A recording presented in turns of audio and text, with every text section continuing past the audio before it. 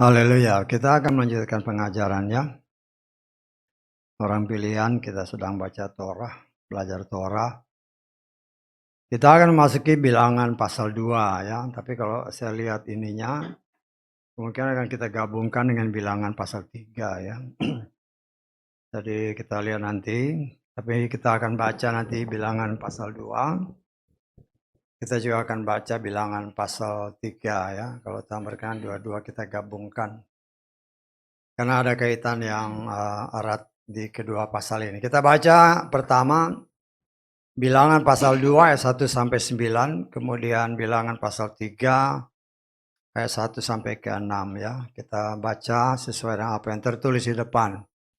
Bilangan 2 ayat 1 sampai 9. Kita baca sesuai yang tertulis. 3, 4. Maka Yahweh berfirman kepada Mose dan Harun dengan mengatakan, haruslah Bani Yesra berkemah masing-masing menurut panji-panjinya, seturut lambang-lambang dari keluarga leluhurnya.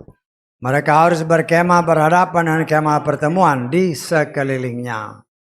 Dan mereka yang berkemah di sebelah timur, arah matahari terbit, adalah panji perkemahan Yehuda menurut barisan-barisan mereka. Pemimpin keturunan Yehuda ialah Nason, anak Aminadab. Dan barisan perangnya serta mereka yang terbilang ada 74.600 orang. Dan mereka yang berkemah di dekatnya adalah suku Isakar. Pemimpin keturunan Isakar ialah Netaneel anak Zuar. Dan barisan perangnya serta mereka yang terbilang ada 54.400 orang. Dan suku Zebulon pemimpinnya ialah Eliab anak Elon. Dan barisan perangnya serta mereka yang terbilang ada 57.400 orang. Mereka semua yang terbilang dari perkemahan Yehuda ada 186.400 orang. Menurut barisan-barisan mereka, mereka lah yang harus berangkat pertama. Kemudian kita lengkap bilangan pasal 3 ayat 1 sampai ke 6 ya. Kita baca 3, 4. Dan inilah silsilah Harun dan Mose pada saat Yahweh berfirman kepada Mose di Gunung Sinai. Dan inilah nama-nama dari ketua Harun, Nadab anak yang sulung dan Abihu, Eleazar dan Itamar. Inilah nama anak-anak Harun, imam-imam yang diurapi, yang tangannya telah dia lantik untuk bertindak sebagai imam. Nadab serta Abihu telah mati di hadapan Yahweh di gunung gurun Sinai, karena membawa api asing ke hadapan Yahweh, dan mereka tidak mempunyai keturunan. Dan Eleazar serta Itamar yang bertindak sebagai imam-imam di hadapan Harun ayah mereka. Maka berfirmanlah Yahweh kepada Mose, bawalah suku Lewi mendekat, dan seluruh mereka berdiri di hadapan Imam Harun. Mereka harus melayaninya. Haleluya, amin. Silakan duduk ya. Saya lihat bilangan 2, bilangan 3 ini ada hubungan yang sangat erat. Jadi kalau memungkinkan, Tuhan berkenan kita gabungkan aja ya. Jadi minggu depan kita akan masuk ke ke bilangan pasal keempat. Nah, saudaraku yang dikasih oleh Bapak ya, kita sudah belajar minggu lalu ya, bagaimana Tuhan telah menghitung jumlah laki-laki yang berusia 20 tahun ke atas dari tengah bangsa Israel. Yang berumur 20 tahun ke atas ini jumlahnya berdasarkan apa yang sudah kita baca berjumlah 603.550 orang ya. Kalau kita melihat ini sensus ya, yang ya biasa dikenal sensus. Kita melihat di sini ya, namanya sensus kan berarti mencari berapa jumlah. Tapi ketika itu dilakukan bukan atas perintah Tuhan, akibatnya fatal ya. Daud mencoba menghitung mereka dihukum atau Daud dihukum sehingga banyak orang Israel yang mati. Ya, jadi ya kalau kita boleh katakan Tuhan, kalau Tuhan perintahkan ya boleh hitung. Tapi kalau Tuhan tidak perintahkan jangan coba-coba hitung ya. Kalau kita lihat di dalam kitab Samuel, betapa Daud ya karena merasa sudah mempunyai kedudukan yang baik, ya dia menjadi raja, kemudian dia kepingin tahu berapa jumlah rakyatnya sehingga dia hitung. Dan itu di hadapan Bapa Yahweh sesuatu hal yang tidak berkenan. Akhirnya itulah diturunkan atas bangsa ini dan ribuan orang mati ya. Tetapi ketika Tuhan yang suruh hitung ya nggak jadi masalah ya. Dan kita sudah belajar minggu kemarin bahwa ya secara logika sekarang ini ya memang setiap negara pasti hitung jumlah rakyatnya ya. Tentunya dengan beberapa pertimbangan supaya mereka juga mengetahui berapa jumlah penduduknya, berapa yang laki-laki, berapa yang perempuan, berapa yang anak-anak. Sehingga itu juga bagi suatu negara suatu hal yang penting untuk mereka mengetahui apa yang harus mereka lakukan kepada rakyatnya supaya rakyatnya bisa hidup layak ya. Tetapi kita melihat di sini yang Tuhan perlihatkan hanyalah menghitung laki-laki dengan batas umur 20 tahun ke atas. Ya. 20 tahun ke atas harus dihitung dan jelas dikatakan yang siap perang. Jadi memang Tuhan menyuruh Moshe dan Harun menghitung berapa jumlah orang Israel yang siap jadi tentara. Jadi wajib militer umur 20 tahun ke atas siap untuk perang. Dan kita sudah membaca jumlah yang siap perang itu ada 603.550 orang. Ya, suatu jumlah yang besar lah ya. Saya kira tentara Indonesia juga kelihatannya nggak sampai segitu ya. Tentara ya. Dan kita melihat di sini ya memang waktu itu sangat diperlukan tentara ya. Karena kalau tentara berperang pada zaman itu bahkan sampai 1 juta orang dikirim. Ya, ada beberapa ayat yang menyatakan mereka mengirimkan ya bukan bangsa Israel tetapi lawan bangsa Israel mengirim jutaan orang, 1 juta orang, 1 juta tentara. Tetapi kita melihat bahwa nantinya juga ketika yang kita kenal dengan perang Gog Magog ya. Gog Magog itu ya adalah perang setelah pemerintahan 1000 tahun ya. Pemerintahan. Jadi yang perang pertama, perang yang besar itu yang memang ditafsirkan ya akan terjadi dalam beberapa waktu yang akan datang. Kita tidak tahu persisnya, tetapi sudah mulai terlihat tanda-tandanya, ya, di mana bangsa ini, bangsa Israel, ya, itu memang akan diserbu oleh seluruh dunia, ya, seluruh dunia, tapi ya, memang itu bagian daripada rencana Tuhan. Sebagian untuk pertama untuk mentobatkan anak sulungnya, karena dalam peperangan itu Bapa Yahweh sendiri yang akan turun untuk membela anak sulungnya. Sehingga ketika anak sulungnya melihat, kan mereka belum percaya Yeshua kan, mereka belum percaya Yeshua sebagai sebagai Tuhan dan Juru Selamat. Sampai saat ini sebagian besar mereka belum percaya bahwa dia adalah Tuhan dan Juru Selamat. Karena itu ya berdasarkan firman Tuhan yang berkali-kali kita baca, betapa dia akan memperlihatkan Dia itulah yang akan menolong anak sulungnya. Dia datang dengan kuasanya, ya hanya sekedar kita tahu ya. Tapi ya beberapa kali ayat ini sudah dibaca. Zakaria pasal ke-14. Kita baca ayat 1 dan 2. Ya sampai ayat ke-4 coba kita baca ya. Lihatlah hari Yahweh telah tiba, dan jarahanmu akan dibagi-bagi di tengah-tengahmu. Dan aku akan mengumpulkan, perhatikan ayat ini, semua bangsa. Semua bangsa ke Yerusalem untuk peperangan. Dan kota itu akan direbut dan rumah-rumah akan dijarah. Wanita-wanita akan diperkosa dan setengah dari kota itu akan keluar ke pembuangan. Tetapi sisa dari umat itu tidak akan diangkut dari kota itu.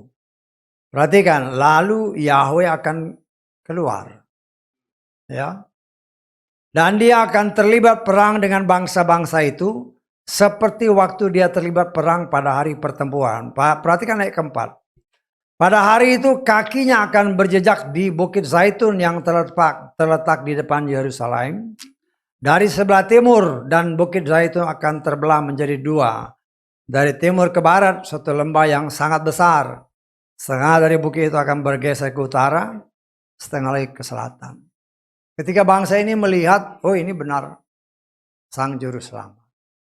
Jadi Yesus harus perlihatkan dirinya bahwa dia itu benar-benar Juru Selamat. Nah, inilah yang saya tafsirkan ya. Ketika bangsa ini, kan tadi jelas dikatakan ya, bahwa dia akan diserang. Semua bangsa. Ya. Kalau kita balik sedikit ke Zakaria pasal 12. Kita baca ayat ketiga aja. Terjadilah pada hari itu, aku akan membuat Yerusalem batu beban bagi semua bangsa. Semua yang mengangkutnya akan terluka parah, dan semua bangsa di bumi akan dikumpulkan melawan dia. Perhatikan, pada hari itu firman Yahweh, aku akan menghantam semua kuda dengan kepanikan dan yang menunggangi dengan kegilaan. Aku akan membuka mata keluarga Yehuda, tetapi aku akan menghantam setiap kuda dari bangsa-bangsa dengan kebutaan. Nah, ini yang saya tafsirkan adalah perang Armageddon. Tuhan sendiri yang akan turun berperang membantu anak-anaknya sesuai janjinya. Karena dalam Keluaran 14 ayat 14 dikatakan, Bapa Yahweh sendiri yang akan berperang dan mereka hanya diam. Ya, sehingga ya kalau bangsa ini ya kita baca lagi lah. Ini karena ini perang Armageddon ya. Kita baca ayat ke pasal 12 ini. Kita baca mulai ayat 9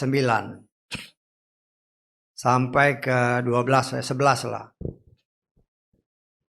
Pada hari itu akan terjadi, aku akan berusaha untuk menghancurkan semua bangsa yang datang melawan Yerusalem, lalu ke atas keluarga Daud dan ke atas penduduk Yerusalem. Aku akan mencurahkan roh anugerah dan permohonan bagi mereka, dan mereka akan memandang kepadaku yang telah mereka tikam.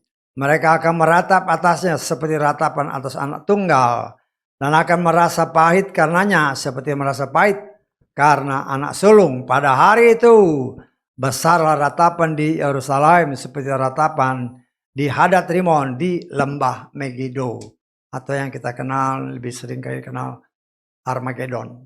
Ya, jadi tempat itu memang sudah disiapkan sesuai apa yang dinyatakan.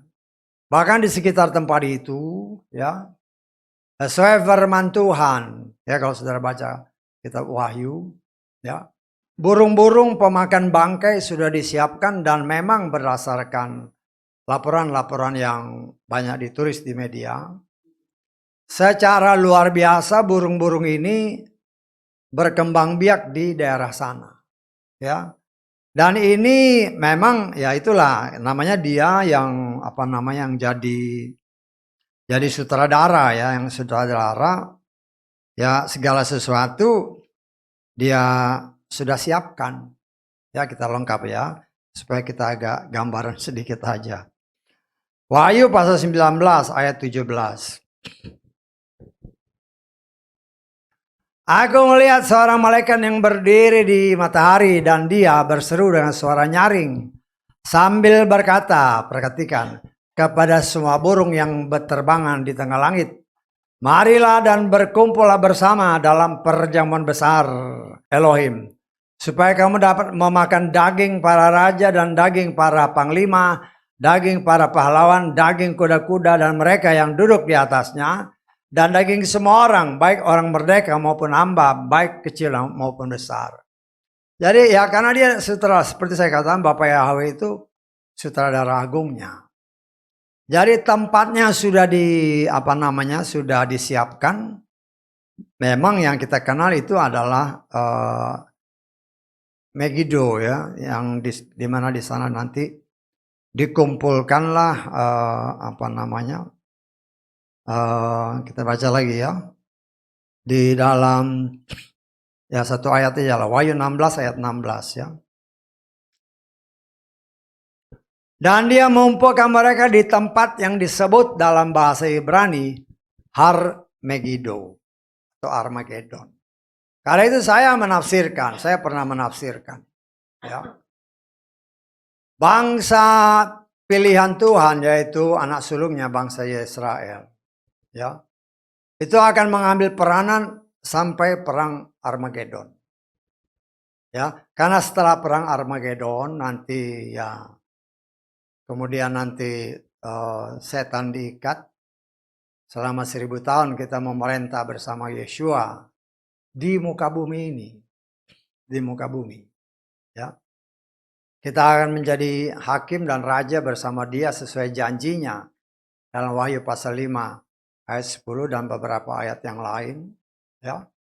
Nah, setelah 1000 tahun itu setan dilepas lagi. Dia merasuki orang-orang yang memang jadi miliknya ya. Yang jadi miliknya. Ketika waktu 1000 tahun kita memerintah bersama Yeshua, karena setannya diikat, semuanya kelihatan baik. Ya, baik semuanya lah. Ya. Karena setannya nggak ada, semua binatang buas pun jadi jinak. Tetapi nanti setelah 1000 tahun setannya dilepas, ya kembali lagi dia merasuk. Disitulah kemudian ya, yang sering atau setiap kali pembukaan saya senantiasa berdoa ya. Kita yang berkemah bersama Yeshua, yang dikatakan dalam Wahyu ini adalah perkemahan orang kudus. Karena setannya dilepas, kemahnya mau diserbu sama si setan dengan pengikutnya. Pengikutnya banyak. Kita lihat ya. Kita baca Wahyu pasal 20. Kita baca mulai ayat 6 sampai ayat ke 10. Ya. Tapi saya himbau saudara baca semua ya, supaya ngerti jalan ceritanya. Ini bukan cerita fiktif ya, ini rencana Tuhan yang pasti terjadi. Karena itu kita pelajari dengan sungguh-sungguh. Belajar sambil mempraktekkan firman. Kalau kita nggak praktekkan firman, kita nggak kudus. Loh, hati-hati ya. Berbahagialah kuduslah dia yang mendapat bagian dalam kebangkitan pertama. Ya. Kematian kedua tidak mempunyai balas mereka, namun mereka menjadi imam-imam Elohim dan Hamasya. Dan mereka akan memerintah bersamanya selama 1000 tahun. Kalau kita didapati setia dan benar, kita ada di sana. Ya. Dan bila mana masa 1000 tahun telah dikenapi, setan akan dibebaskan dari penjaranya. Dan dia akan keluar untuk menyesatkan bangsa-bangsa di keempat penjuru dunia, Gog dan Magog. Untuk mengungkap mereka dalam peperangan yang jumlahnya seperti pasir di laut. Kita sudah belajar kemarin kan. Ketika Abraham masih punya istri Sarah, Tuhan janji keturunanmu seperti bintang. Setelah dia tambah lagi si Hagar, keturunanmu seperti bintang, juga seperti pasir di laut. Ya di situ sebenarnya kita sudah melihat suatu nubuatan yang luar biasa. Yang kalau kita tidak pelajari, perhatikan baik-baik. Sebenarnya apa yang dikatakan kejadian itu sudah kelihatan. Siapa yang akan menjadi lawan orang pilihan. Seperti pasir di laut. Ya setelah Abraham mengawini Hagar kan bukan lagi seperti bintang, tetapi seperti bintang dan pasir di laut. Dan siapa yang diperangi? Ya orang yang seperti pasir di laut. Ini artinya Gog dan Magog dalam arti luasnya adalah orang yang dikuasai oleh suatu kekuatan. Yang pasti itu bukan kekuatan Tuhan. Yang pasti itu adalah kekuatan si setan. Yang berusaha, kita baca ayat 10-nya ya. Dan si setan yang menyesal mereka dilemparkan ke dalam lautan api dan belerang. Tempat binatang buas dan nabi palsu itu berada. Mereka akan disiksa siang dan malam untuk selamanya. Ya, kita ya baca semuanya nanti. Saudara baca di rumah. Kalau saudara baca, minta kemurahan Tuhan, baca dengan sungguh-sungguh. Di situ akan membuat iman kita semakin bertambah. Kita melihat satu janji, ini bukan janji kosong ya. Ini bukan satu khayalan, tidak. Tetapi rencana Tuhan yang Tuhan sudah nyatakan, ini loh rencananya gini. Tinggal apabila kita sungguh-sungguh menekuninya, kita akan mempunyai gambaran yang luas tentang rencana Tuhan. Sehingga ketika kita mengetahui rencana yang luar biasa itu, roh yang ada di dalam kita akan dibimbing untuk senantiasa berjalan dalam kebenaran. Sehingga kita bisa mendapat apa yang Tuhan janjikan. Tuhan menjanjikan kita akan memerintah bersama Dia 1000 tahun lamanya. Ketika setan diikat, kita memerintah. Siapa yang diperintah? Yang diperintah ya orang-orang yang punya tanda-tanda si setan itu. Ya, yang masih hidup pada zaman itu. Ya, jangan sampai kita mempunyai tanda yang macam-macam. Hati-hati. Apalagi sekarang ini kan, waduh, setan punya jaring-jaring yang sangat luas. Bahkan orang pilihan juga bisa terjebak. Ya terus terang saya pernah mendengar belakangan ini kan berita-berita. Ada seorang pelayan perempuan lagi. Ya, tetapi sayangnya banyak orang menamakan diri orang percaya. Dengerin juga perempuan khotbah. Padahal belakangan ini sudah diberitahu perempuan itu nggak boleh. Nggak ada ayatnya. Tapi ya anak Tuhan juga ngikut. Sudah diberitakan di tempat ini. Ketika dia memberkati bukan berkat tapi kutuk yang kau terima. Bahkan saya dengar lagi. Waduh. Sampai bilang si perempuan ini. Wah, darah Yesus darah kemuliaan. Darah kemuliaan Yesus itu mati satu kali untuk selamanya. Tidak bisa diganti. Tetapi perempuan ini ngoceh lagi. Ya, saya dengar dia campur darahnya dengan anggur. Kita setiap bulan mengadakan perjamuan kudus. Anggur adalah darah Yesua. Tapi dia campur dengan darahnya. Kalau sampai orang ikut, berarti dia menghina Tuhan. Orang yang berani ikut perjamuan seperti itu, menghina Tuhan. Kita baca Ibrani pasal 6 ayat 6 mulai. Ya ini sebagai peringatan ya. Saya sebagai pelayan Tuhan hanya bisa mengingatkan jangan sampai salah. Lalu ketika murtad memperbarui diri lagi dalam pertobatan dengan menyalibkan kembali putra Elohim. Ganti diri mereka dan menghinanya di muka umum. Saya baca terjemahan Lugas ya. Ibrani pasal ke-6. Ayat ke-6. Sebab, saya baca mulai ayat 4 ya. Ayat 4 coba dibaca ya. Sebab orang-orang yang pernah diterangi, yang pernah merasa karunia surgawi, yang mendapat bagian dalam Roh Kudus, dan yang pernah mengecap firman yang baik dari Elohim, serta mukjizat-mujizat masa yang akan datang, namun murtad lagi, tidaklah mungkin bagi mereka untuk diperbaharui kembali dalam pertobatan. Sebab mereka telah menyalibkan kembali putra Elohim bagi diri mereka. dan mempermalukan dia di muka umum. Sampai ada orang yang berani mengikuti perjamuan-perjamuan seperti apa yang dikatakan pelayan Tuhan ini. Engkau menghina darah Yeshua. Dan kau minum anggur yang sudah dicampur darah manusia, darah setan, jangan harap kau selamat. Ya, karena menghina, kan jelas ini. Menghina darah Yeshua. Nah, saya sebagai pelayan Tuhan, saya hanya bisa mengingatkan. Karena banyak orang yang mengaku diri orang percaya. Sudah ya, apalagi kalau di sini kan. Di sini kan jelas-jelas dikatakan. Kau berani terima berkat dari perempuan, bukan berkat yang kau terima, tapi kutukan. Ya, kutukan.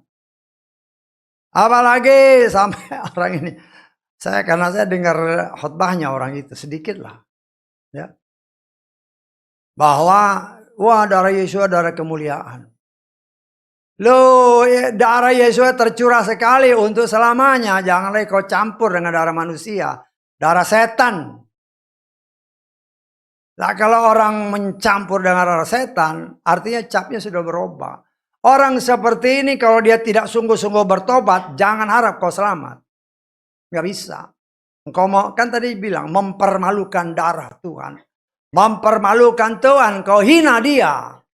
Seolah-olah darah yang kudus yang tercurah di Golgota tidak berlaku. Kita baca Ibrani pasal 9. Kita baca mulai ayat 11. Tetapi Hamas yang datang sebagai imam besar untuk hal-hal yang baik yang akan segera datang. Melalui tabernakel yang lebih besar dan yang lebih sempurna. Yang tidak dibuat oleh tangan manusia itu artinya bukan termasuk ciptaan. Bahkan dia telah masuk sekali untuk selamanya. Yeshua itu berkorban satu kali berlaku selamanya. Tapi orang itu bilang, oh itu darah kemuliaan. Ya memang darah mulia. Sekali aja cukup. Ya, ke dalam tempat Maha Kudus untuk selamanya. Untuk memperoleh penebusan kekal. Dan tidak dengan darah domba jantan anak lembu, melainkan dengan darahnya sendiri. Sebab jika darah terus domba jantan, lembu jantan, abu lembu muda yang memiliki mereka najis itu dapat menguduskan sehingga suci secara akhirnya, betapa lebihnya darah Hamasya yang melalui roh yang kekal telah mempersembahkan dirinya sendiri tanpa cacat kepada Elohim akan menyucikan hati nuranimu dari perbuatan-perbuatan yang mati untuk beribadah kepada Elohim yang hidup. Hati-hati dengan pelayan seperti ini ya. Hati-hati. Kalau sampai ada orang yang sampai menerima perjamuannya, itu perjamuannya sudah dicampur. Kita kan kalau di tempat kita sebulan sekali, anggur itu adalah darah Yeshua. Tapi kalau anggur itu kau campur dengan darah si setan ini, dan engkau meminumnya, engkau sudah jadi bagian setan. Saya sebagai pelayan Tuhan mengingatkan saudara, engkau lakukan itu kalau engkau tidak bertobat. Kenapa? Karena engkau menghina darah Yeshua. Kan tadi dikatakan kan. Menghina darahnya kalau engkau tidak sungguh-sungguh bertobat. Ya, hati-hati. Ya, saya sebagai pelayan Tuhan, saya hanya mengingatkan saudara di sini, hati-hati. Karena Hamasya palsu bermunculan. Begitu mudahnya orang yang menamakan diri orang pilihan ketipu sama setan. Ya sama seperti Hawa, karena kau tidak dengar-dengaran.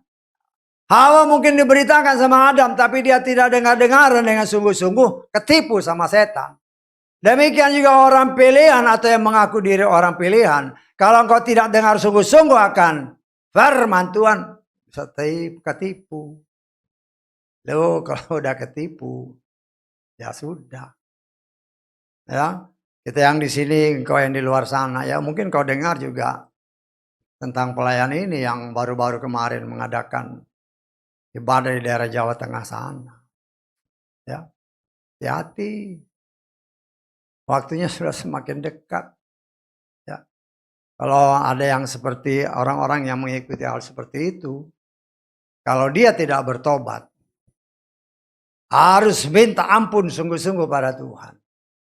Apalagi sampai minum anggur yang sudah dicampur dengan darah si setan ini. berarti orang ini menghina darah Yesua yang kudus. Engkau menghina dia, kata Ibrani tadi kan. Ya sudah. Saya sebagai pelayan Tuhan ingatkan, kalau ada anak-anak Tuhan baik sini kau di luar sana. Ya. Kalau engkau tidak bertobat, ya hati-hati. Saya tidak bisa katakan pasti masuk neraka, enggak. Tapi Tuhan setia sama firman-Nya. Engkau lari dari kebenaran, upahmu kebinasaan yang kekal. Ya, karena itu kita sebagai anak-anak Tuhan hati-hati. Karena hamasia-hamasia palsu bermunculan. Banyak anak-anak Tuhan yang tergiur dengan tawaran-tawaran. Ya, saya teringat beberapa waktu yang lalu kan. Ada orang yang bertanya bagaimana dengan urapan. Wah, kok dengar urapan langsung bingung, materai. Makanya waktu ditanya saya bilang, materai berapa? Materai 6.000, materai 10.000. Ya. Kenyataannya memang banyak anak-anak Tuhan yang tertipu. Oh, ada materai ini. Hati-hati kalau kau sempat dimeterai dengan materai setan. Di dahimu sudah ada nama setan. Dan engkau tidak bertobat. Kalau engkau tidak bertobat, tanda di sini tanda milik setan. Dan jangan harap kau bisa diangkat. Ya, karena itu kita sebagai anak-anak Tuhan hati-hati. Setan itu licik, si Hawa yang dalam tanda kutip dia kudus masih bisa ketipu. Kenapa dia ketipu? Karena dia tidak dengar-dengaran akan firman yang disampaikan oleh gembalanya si Adam.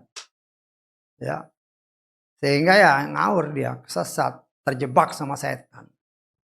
Akibatnya apa? Selama 6.000 tahun manusia dikuasai oleh setan.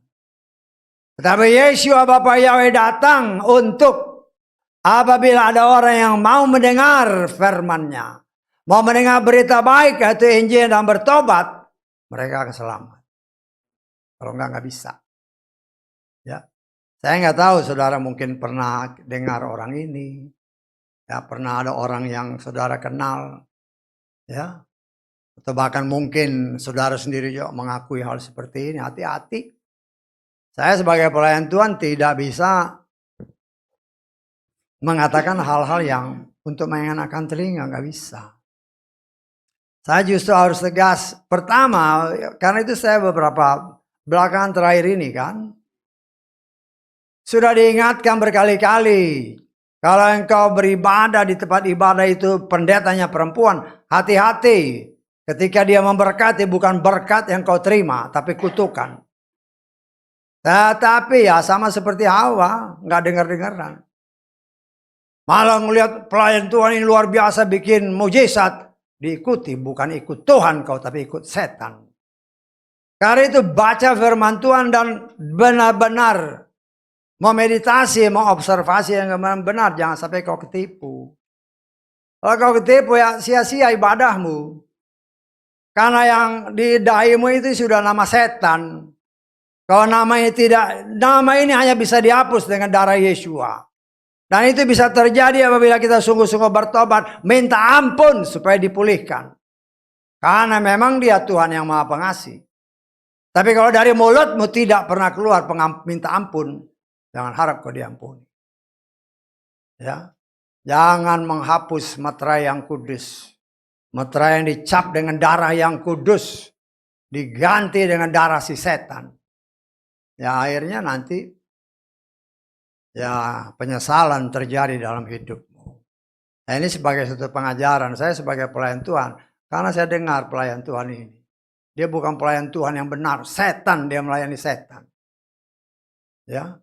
Nah, saya dengar juga, aduh kelihatan nih lagunya lagu apa. Ya hati-hati. Ya. Karena kita tahu di sini Tuhan pun memang ada tertulis. Ketika jumlah orang pilihannya genap. Dia akan datang. Kan demikian dikatakan kitab Roma. Ya. Lo orang sudah dipilih oleh Tuhan kemudian tergiur dengan tawaran si setan. Oh ini ada materai. Engkau ikut di sana. imanmu dipertanyakan. Meterai apa yang kau imani selama ini? Ya, sampai engkau masih tertarik dengan meterai dari setan. Ya, memang ini keras ya. Tapi sebagai pelayan Tuhan ya kewajiban saya beritahu. Ya, jangan sampai engkau ya menyesal pada akhirnya. Tetapi saya mengimani selama masih ada napas di dirimu, di tubuhmu, selama itu masih ada kesempatan. Minta ampun. Jangan seperti Adam dan Hawa, dikasih tahu malah berontak. Malah nangkis. Akhirnya kita kena getahnya. Tetapi itu bagian daripada skenario Tuhan. 6.000 tahun Tuhan beri kesempatan. Si setan menguasai ciptaan Tuhan. Dan 6.000 tahun itu sudah hampir genap. Dan kita sebagai orang pilihan Tuhan yang karena firman Tuhan kita belajar, kita diingatkan. Tapi ya keputusan kan ada di tangan masing-masing. Dan kita mengucap syukur Tuhan menghitung tentaranya. Umat pilihannya sekian ratus ribu. Orang yang sudah dipilih, yang dijanjikan Tuhan masuk ke tanah perjanjian. Tetapi dalam perjalanan Tuhan kasih roti surgawi. Setiap hari mereka makan mana. Masih juga tidak puas. Kenapa? Karena memang di antara mereka ada juga ya orang-orang lain. Ya, orang-orang lain yang ada di tengah mereka. Lah orang-orang inilah yang dipakai oleh setan untuk menghasut orang-orang pilihan Tuhan. Ya, kita lihat di dalam Keluaran, kita sudah baca ayat ini ya, tapi kita baca lagi. Keluaran 12 ayat 37-38.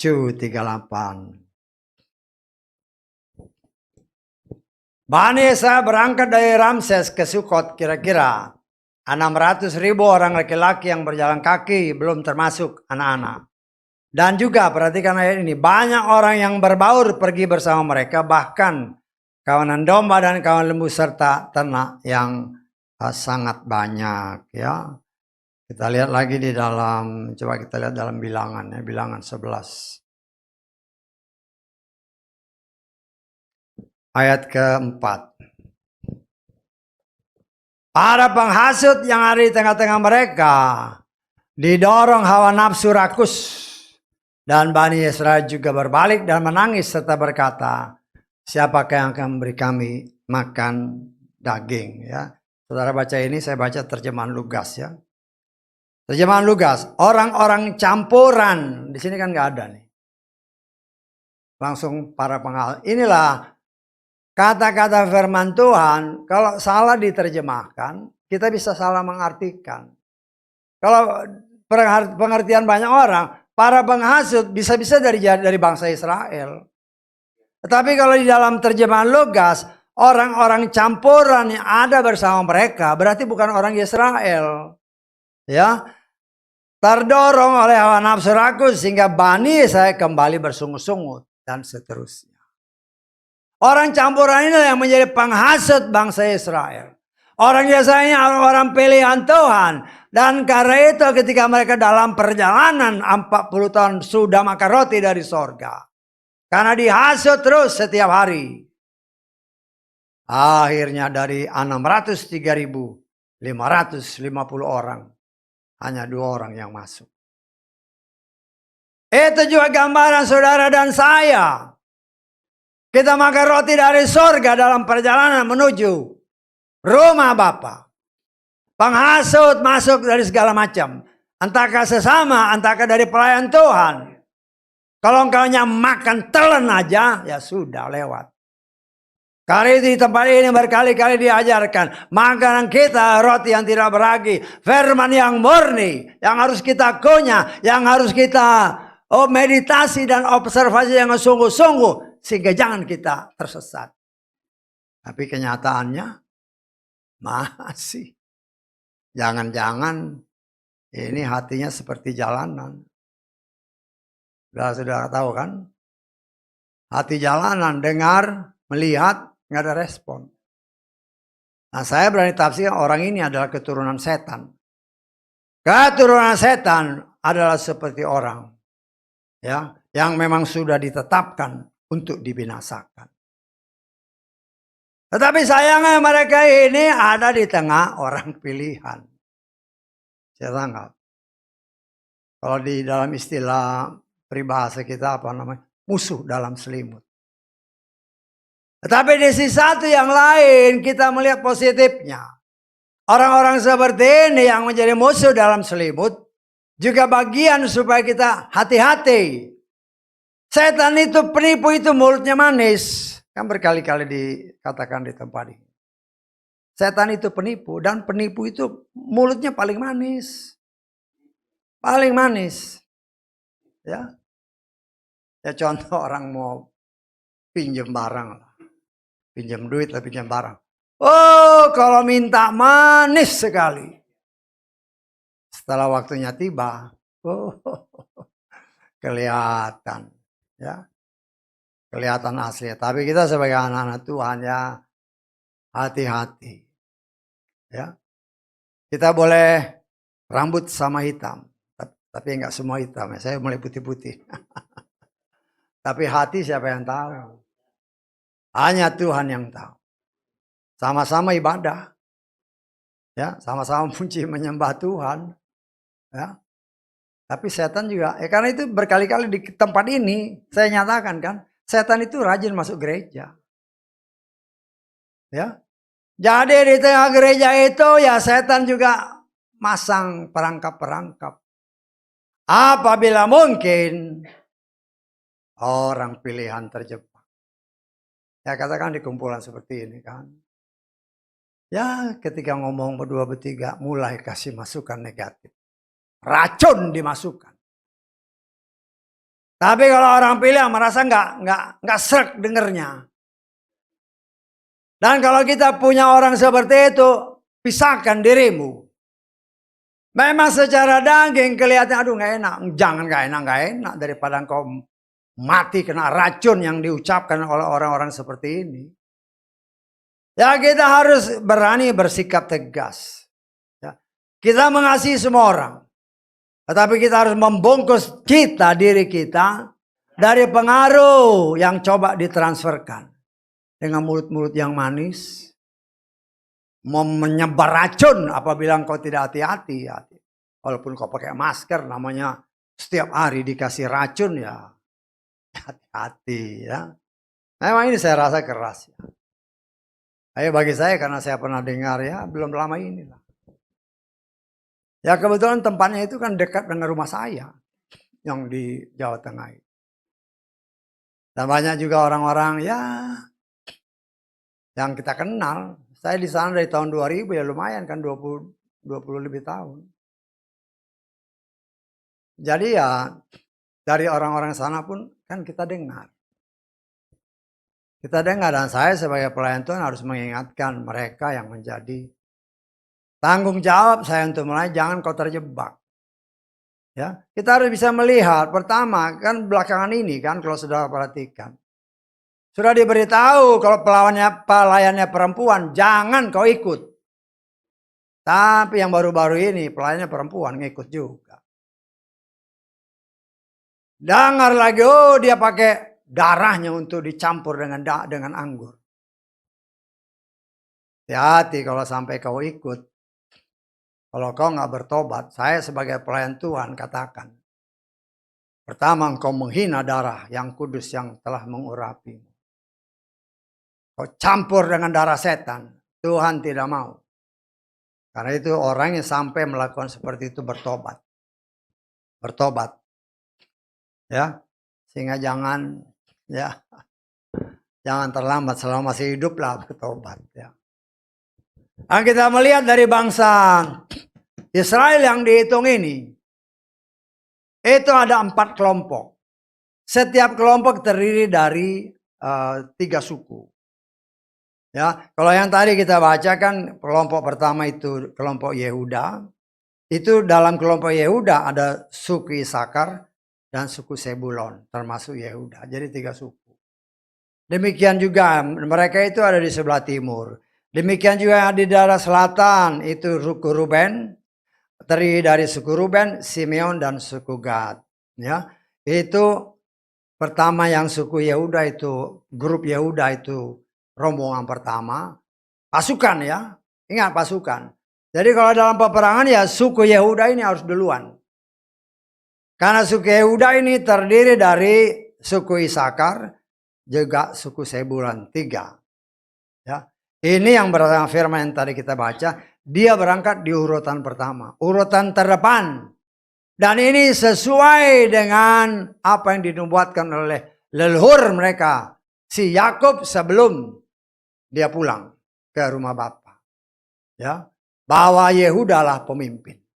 Ya, bahkan sampai sekarang, ya, yang memimpin di sana adalah orang-orang dari grup Yehuda. Yehuda ini terdiri dari suku Yehuda yang sekarang ya, berdasarkan kerajaan Israel. Kerajaan Israel kan tadinya 1, kita sudah belajar ini. Kerajaan Israel 1 terus pecah 2 kerajaan, 2 suku menjadi kerajaan Yehuda. Ini adalah suku Yehuda dan suku Benyamin. Yang 10 suku lagi itu kerajaan Israel. Yang terpencar kemana-mana, yang sekarang ini sedang ditarik oleh Tuhan sesuai dengan firman-Nya. Sesuai dengan nubuatan yang Tuhan lakukan.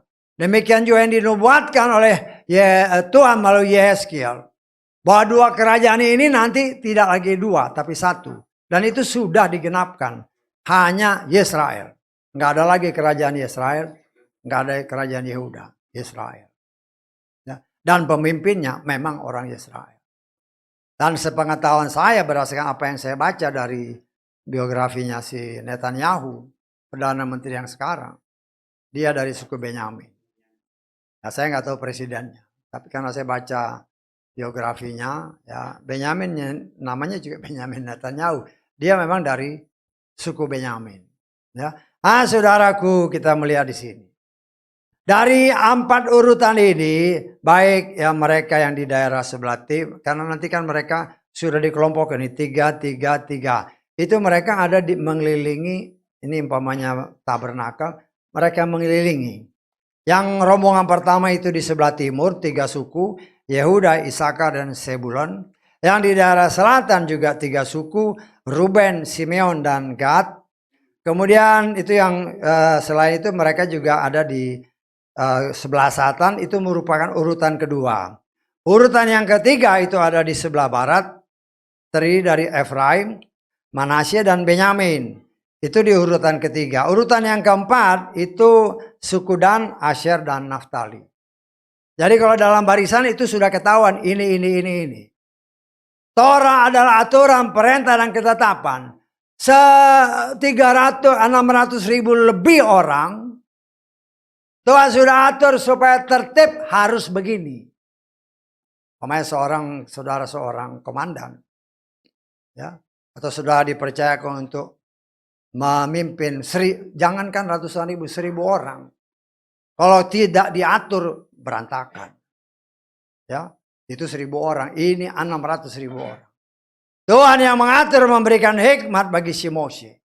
Harus begini, urutan pertama, urutan kedua, urutan ketiga, urutan keempat. 3 suku, 3 suku, 3 suku, 3 suku.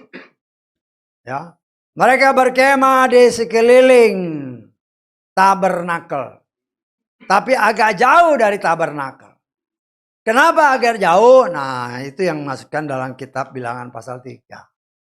Yang persis di sebelah tabernakel itu harus orang Lewi. Harus orang Lewi yang ada di sekeliling mereka.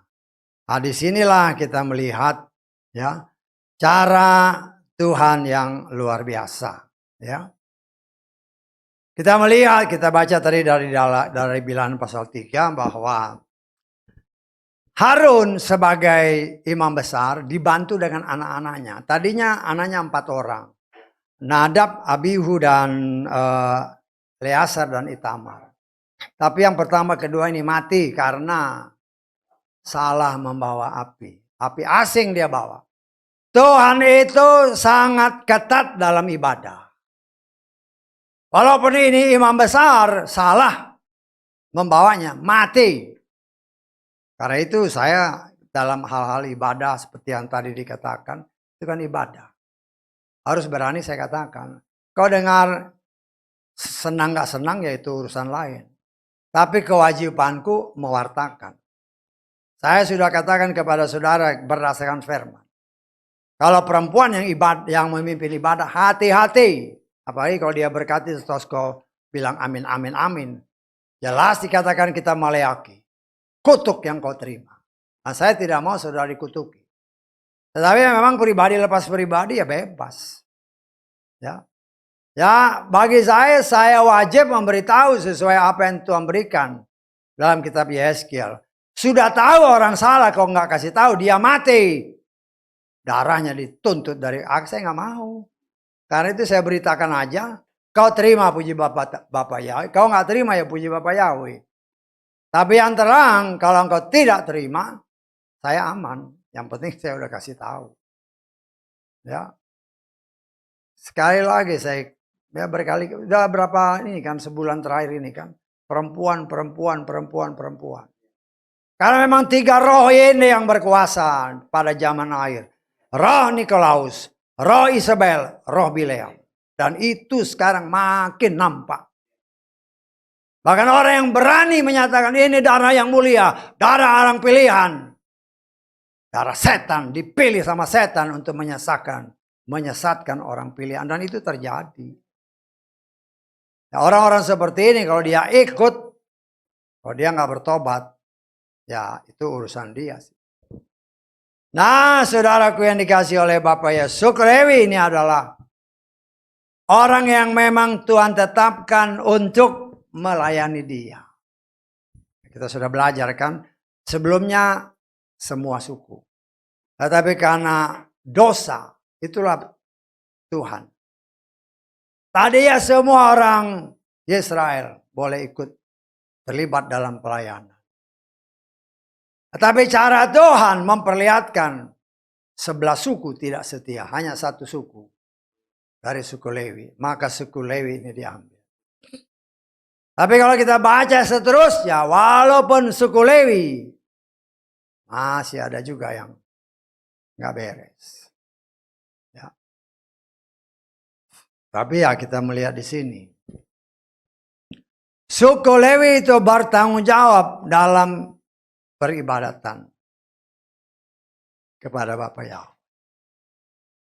Nah, suku Lewi yang ada di sekeliling ya, bangsa Israel di sekeliling tabernakel tapi agak jauh. Tapi yang merapat dekat dengan tabernakel ya berdasarkan firman Tuhan. Kalau nanti saudara baca ya, di sebelah selatannya, karena Lewi ini ada 3 orang anak sesuai firman tadi yang kita baca.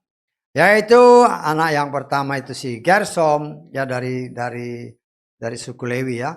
Gersom maupun Merari maupun Kehat ya. Di sebelah barat ya, di sebelah barat ini pas tabernakel. Sebelah baratnya itu dari Gersom. Bisa Gerson, bisa Gersom ya, N atau M belakangnya. Itu pribadi yang sama ya. Kemudian keturunan Kehat itu di sebelah selatan. Keturunan utara, yang keturunan Merari di sebelah utara.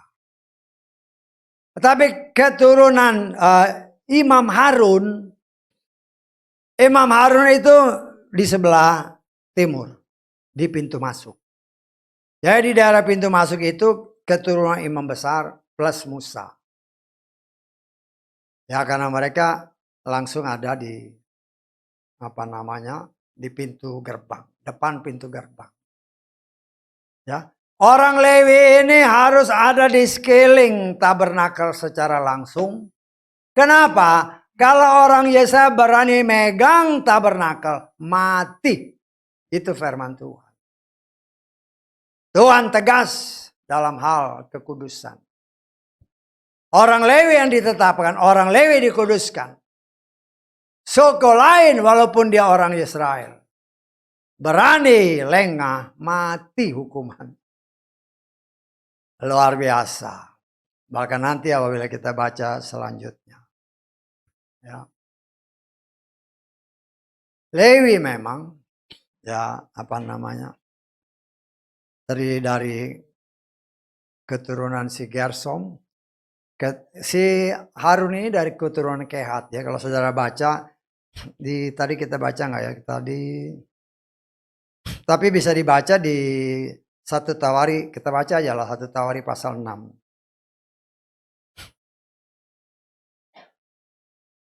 1 Tawari pasal ke-6 ayat ke-1 kita mulai ya.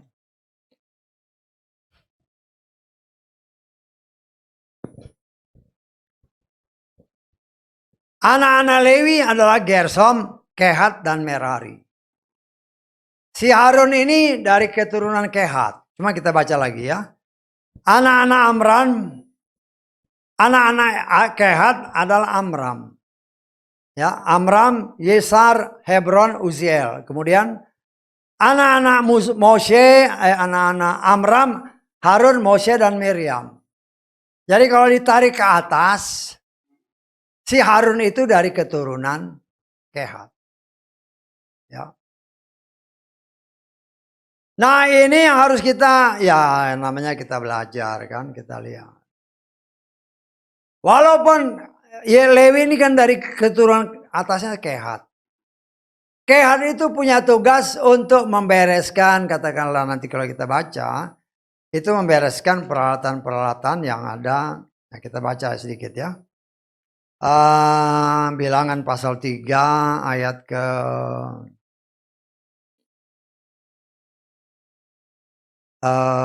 mana di sini? Kita baca ayat 3. Tapi nanti saudara baca seterusnya karena waktunya nggak bisa. Kita baca ayat 31 mulai. Tanggung jawab mereka, tanggung jawab keturunan Kehat. Tabut perjanjian. Meja, kaki pelita, mesbah, perkakas tempat yang kudus. Yang mendengarnya mereka melayani dan tirai dan semua pelayanannya. Artinya semua yang ada di dalam ruangan kudus dan maha kudus.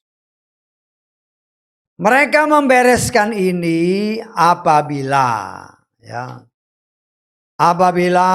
si siapa? Kita baca, kita balik lagi ke Bilangan pasal 1. Ya. Bilangan pasal 1 ayat ke-50.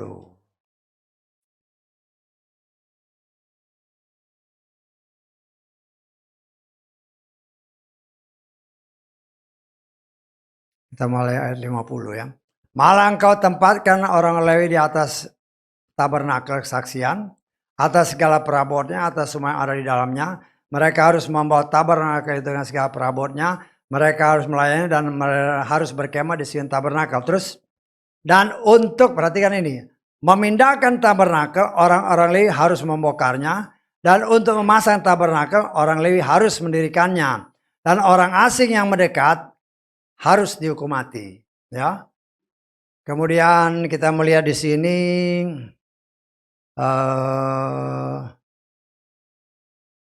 kita melihat cara Tuhan yang sangat luar biasa. Ya. Kalau nanti saudara pelajari, setelah imam artinya keturunan Harun ya. Harun itu orang Kehat.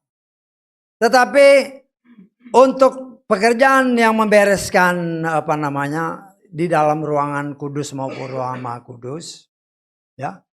Ketika mau pindah, keturunan harus beresin semua. Sudah beres, dia tutupin pakai kain. Setelah ditutup kain, baru saudaranya orang Kehat bawa. Jadi orang lain selain imam besar, keturunan imam besar, kalau dia berani lihat, mati. Loh, ini perintah Tuhan. Arti yang kita lihat inilah gambaran sebagai anak-anak Tuhan. Yang Tuhan sedang persiapkan untuk menjadi imam dan raja. Kalau kita bukan keturunan imam dan raja sesuai janji Tuhan. Di dalam kitab Wahyu. Kita tidak bisa melihat hadirat Tuhan. Imam artinya yang melayani Bapa Yahweh. Ya. Itulah saudara dan saya. Nah, kita sudah belajar ya, kita sudah belajar. Atau kita baca dulu, ini lengkap lagi nih. Bilangan pasal 4 ayat 15 ya, supaya agak jelas seperti yang saya katakan tadi. Bilangan 4 ayat 15.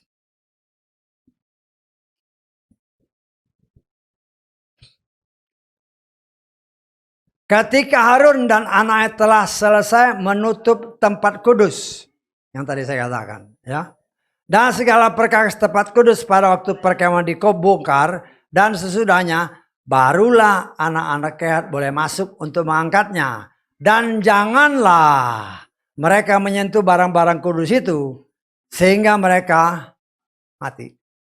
Loh, ini Tuhan bukan saya. Ini perintah Tuhan, betapa orang yang berani pegang, ya mati. Seperti siapa usaha kan waktu mereka memindahkan barang. Keretanya oleng, dia coba, langsung mati. Kenapa mati? Karena mereka tidak kudus. Tapi imam-imam keturunan si Harun ini memang dikuduskan dan diurapi. Tetapi kalau mereka salah ya seperti Nadab dan Abihu, mati. Artinya seperti yang saya katakan tadi, Tuhan sangat tegas di dalam yang namanya ibadah. Nah, kita sudah belajar kan, itu bayangan. Harun adalah imam besar. Yesua bersama kita Ibrani, kalau saudara baca tadi di dalam Ibrani pasal ke berapa? 9 kan dikatakan bahwa Hamasya adalah, tetapi Hamasya telah datang sebagai imam besar. Ibrani 9 ayat 11. Ya. Ibrani 9 ayat 11 dikatakan oleh firman Tuhan. Tetapi Hamasya yang datang sebagai imam besar. Ya. Harun sebagai imam besar. Mereka dilayani oleh saudara-saudaranya orang Lewi yang lain. Saya tangkap. Dia imam besar. Kita kembali ke bilangan pasal 3. Ayat ke-6. Bawalah suku Lewi mendekat dan suruh mereka berdiri di hadapan Imam Harun. Dan mereka harus melayaninya. Jadi orang yang namanya orang Lewi dari ketiga keturunan ini, dari Gersom, dari Merari dan dari Kehat, itu semuanya yang laki-laki adalah imam. Tetapi yang menjadi imam besar hanya dari keturunan Kehat, yaitu si Harun. Saya tangkap ya, tapi nanti kalau saudara baca itu, baca di bilangan ini sama baca di kitab Tawari. Sehingga lebih terbuka lagi. Ya, karena ini kita harus mengerti. Karena itu adalah bayangan. Yesua berdasarkan firman Tuhan, dia adalah imam besar. Sekali masuk ke dalam ruangan Maha Kudus, dengan darahnya cukup 1 kali. Kata firman Tuhan tadi. Ya, si setan itu bilang, oh itu udah darah kemuliaan, gak laku lagi. Ya dasar penyesat. Sayangnya banyak yang ikut-ikut. Ya, hati-hati. Hati-hati. Ya. Tadi sinilah kita melihat cara Tuhan yang luar biasa. Harun dilayani oleh saudara-saudaranya para imam orang Lewi. Yesua, ya, kita lihat dia punya 12 murid.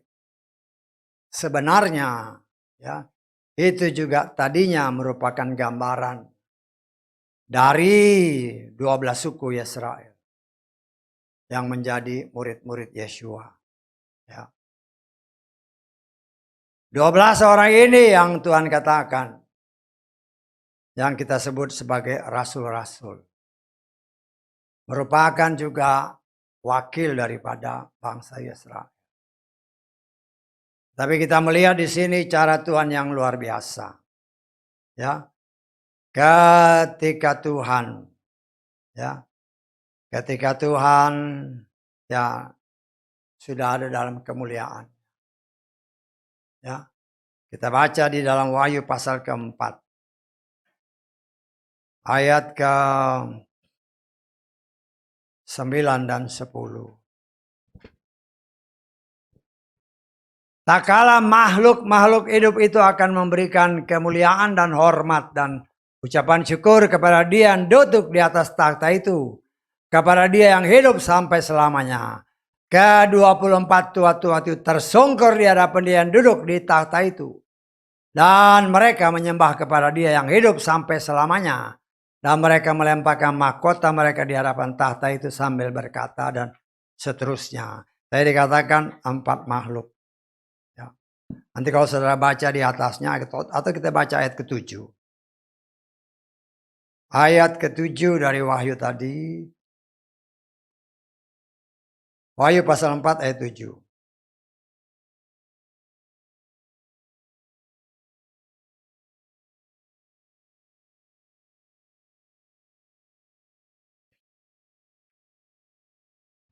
Dan makhluk hidup yang pertama itu 1 serupa singa, 2 serupa lembu, 3 serupa muka manusia, 4 serupa Raja Wali yang terbang. Ini gambaran dari 4 Injil. Ya, kita pernah belajar ini, cuman mungkin Wahyu sudah lama ya. Dan nanti Tuhan berkenan kita selesai ini ya mungkin kita ke Wahyu. Kita coba belajar apa yang memang Tuhan kehendaki kita ke belajar. 4 ini melambangkan 4 Injil. Ya, berbicara singa tadi ayat ke-7 tadi. Berbicara singa, berbicara kitab Matius. Berbicara lembu, berbicara Markus. Berbicara rupa manusia, berbicara Lukas. Berbicara Raja Wali yang sedang terbang, berbicara kitab Yohanes. Kita sudah pernah belajar, cuma sudah agak lama. Ya, mungkin sebagian dari saudara ya, walaupun yang dulu hadir juga mungkin sekarang lupa. Ya kalau Tuhan berkenan ya berdoa aja ya, kita akan berusaha terus. Tadi dikatakan 24 tua-tua. Siapa mereka? Siapa mereka? Kita lihat ya. Matius pasal 19. Ayat ke-28. Yesus berkata kepada mereka, sesungguhnya aku berkata kepadamu bahwa kamu yang mengikut aku pada waktu penciptaan kembali. Ketika Anak Manusia duduk di atas takhta kemuliaannya. Perhatikan. Kamu juga akan duduk di atas ke-12 takhta seraya menghakimi ke-12 suku Israel. Nah, kita boleh nafsir kan. Di kitab Wahyu tadi bilang 24. Yang 12 adalah murid-murid Tuhan. Merasakan firman ini akan menghakimi 12 suku Israel. Terus yang 12 lagi dari mana? Bisa tahu Pak? Saya, ya kita boleh nafsir kan.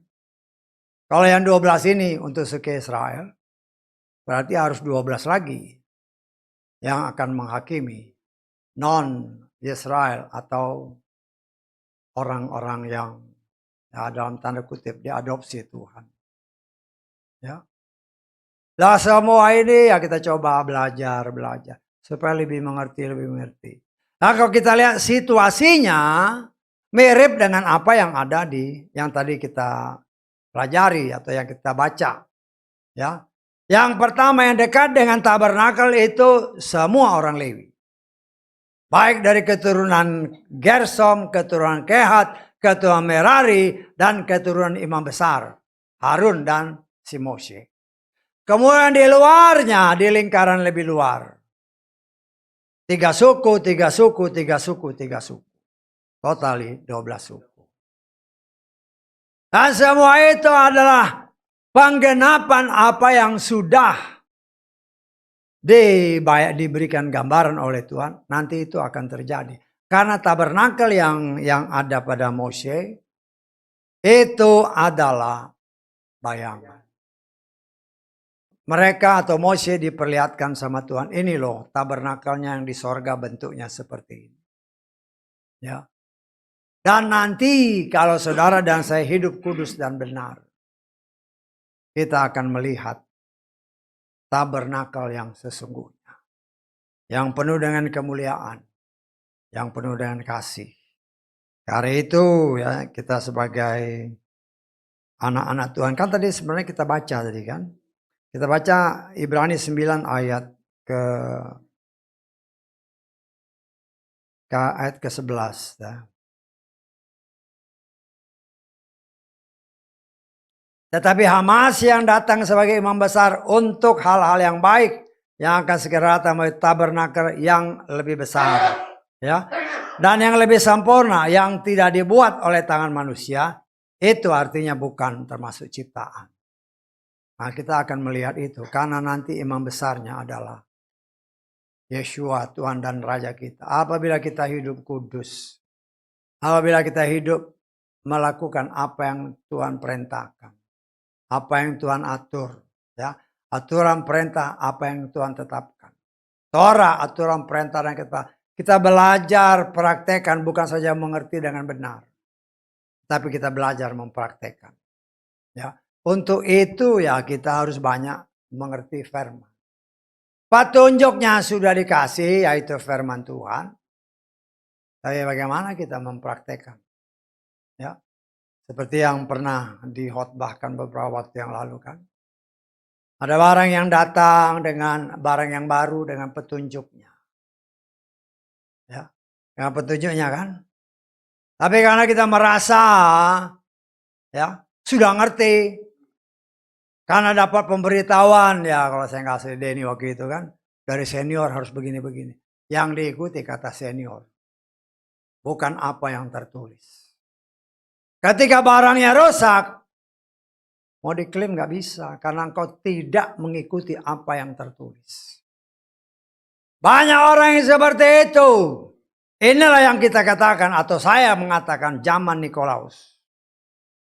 Lebih mengikuti aturan apa yang dikatakan oleh pimpinan gereja dari apa yang tertulis.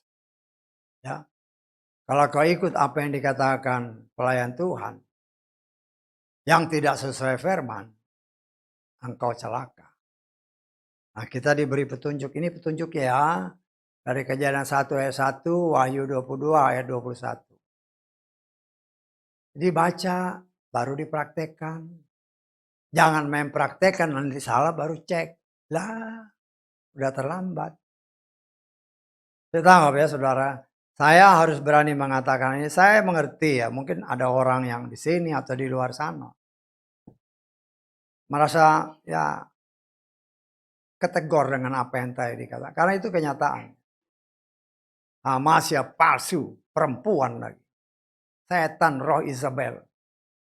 Anak Tuhan, anak pilihan, atau mengaku diri anak pilihan. Masih ketipu. Saya teringat akan si Hawa. Karena Hawa itu nggak dengar-dengaran akan suaminya. Berbicara suami, berbicara gembalanya. Ya. Akhirnya ada pengajaran dari luar, mentalen aja. Saya sebagai pelayan Tuhan, sebagai gembala, ya mungkin apa yang dikatakan ini pedas. Tapi saya harus berani menyatakan. Kitab Yeskiel pasal 3, kita baca ayat 17-18. Ayat 17 ini adalah panggilan yang saya rasakan buat saya dari Bapak Yahweh. Ayat 17 ya. Yeskiel 3 ayat 17. Saya rasakan ini panggilan yang buat saya. Hai anak manusia, aku menetapkan engkau menjadi penjaga bagi keluarga Israel. Dan engkau akan mendengar firman dari mulutku. Dan mengajar mereka atas namaku. Ini bagian daripada yang saya rasa Tuhan berikan buat saya. Karena itu apa yang saya dapat, saya beritakan. Saudara terima puji Tuhan, saudara nggak terima puji Tuhan. Kenapa? Ayat 18. Ketika aku berkata kepada orang jahat, engkau akan mati dan engkau tidak memperingatkan dia. Dan engkau tidak berbicara untuk memperingatkan orang jahat itu dari jalan hidupnya yang jahat. Untuk menyelamatkan hidupnya. Dia orang jahat itu akan mati di dalam kejahatannya. Tetapi aku akan menuntut darahnya dari tangan. Ini saya nggak mau. Karena itu apa yang saya baca, itulah yang saya nyatakan. Sesuai dengan ayat 17 tadi. Karena saya merasakan itu panggilan saya. Ya. Seperti yang tadi, itu kan itu berat itu. Itu keras ya. Karena saya tahu ada orang-orang yang terlibat di sana. Ya. Yang saudaraku suka, oh dari mana, dari mana. Saya itu 20 tahun ada, saya jadi warga sana 20 tahun, lebih. Ya. Nah saya percaya berita-berita yang saya dengar itu pasti benar. Bukan dari orang yang hadir di sini, tidak. Nah, saya hanya mengingatkan hati-hati. Ya itu memang pilihan sih ya. Tapi saya menganggap saudara orang pilihan. Tapi kalau saudara tidak setia, ya itu memang urusan pribadi, terimalah upahnya. Tapi kalau saudara ikut, ya engkau yang di sini, engkau yang di luar sana. Mengikuti apa yang dikatakan oleh si Isabel itu. Ya, apalagi berani minum anggur yang dicampur sama darah binatang, darah manusia, darah setan. Artinya engkau menghina darah yang kudus. Ya kalau engkau tidak bertobat, ya kau tanggung resikonya. Ya, saya karena itu kewajiban saya seperti apa yang dikatakan Yeskiel 3:17 dan 18. Karena Tuhan ingatkan itu. Kenapa? Karena saya dengar sedikit aja khotbahnya loh ini kok ngawur.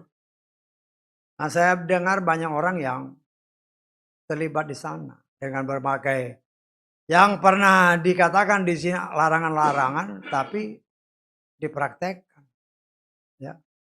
Sudah dikasih tahu perempuan itu tudungnya rambut, pasti pakai tudung. Siapa yang kau dengar? Ya hati-hati. Ya. Karena kan yang belakangan ini kan itu memang ya ternyata berhubungan dengan penampilan seseorang yang menyampar sebagai malaikat terang. Padahal itu setan. Kan jelas firman Tuhan. Malaikat terang pun, setan juga menyamar sebagai malaikat terang. Dan itu terjadi. Karena itu kalau saudara tidak hati-hati, ya engkau tanggung resikonya. Ya, kita baca satu ayat terakhir. 2 Korintus 11 ayat ke-14. 2 Korintus 11 ayat 14. Sekiranya 14 ya. Dan tidak heran karena setan sendiri pun menyamar sebagai malaikat terang. Ini firman. Nah, saya merasa sudah memberitakan siapa itu, baik itu perempuan dengan segala atribut-atributnya siapa. Jangan sampai engkau seperti Hawa yang tidak dengar-dengaran apa yang dikatakan gembalanya itu si Adam. Tapi memang keselamatan itu kata kitab Filipi adalah urusan pribadi. Karena itu saya sebagai pelayan Tuhan koreksi diri kita masing-masing. Kita belum benar walaupun kita sudah dibenarkan. Tapi apakah kita setia? Kalau tidak setia seperti yang tadi saya katakan. Tuhan itu tegas dalam hal ibadah. Engkau tidak ikut, dia tidak mengasihi manusia yang tidak mengikuti perintahnya. Ya. Dia setia kepada firman-Nya. Kita tidak setia kepada firman-Nya. Jutaan orang, bahkan mungkin miliar. Pada zaman Nuh dibinasakan sama Bapa Yahweh. Karena mereka tidak menyembah kepada Bapa Yahweh. Dari sekian miliar, hanya 8 orang yang selamat. Dan kita berdoa, 8 adalah angka anugerah. Supaya apabila nanti hal itu terjadi, kita memperoleh anugerah. Dan kita sudah diangkat olehnya. Haleluya. Amin. Mari kita bangkit berdiri.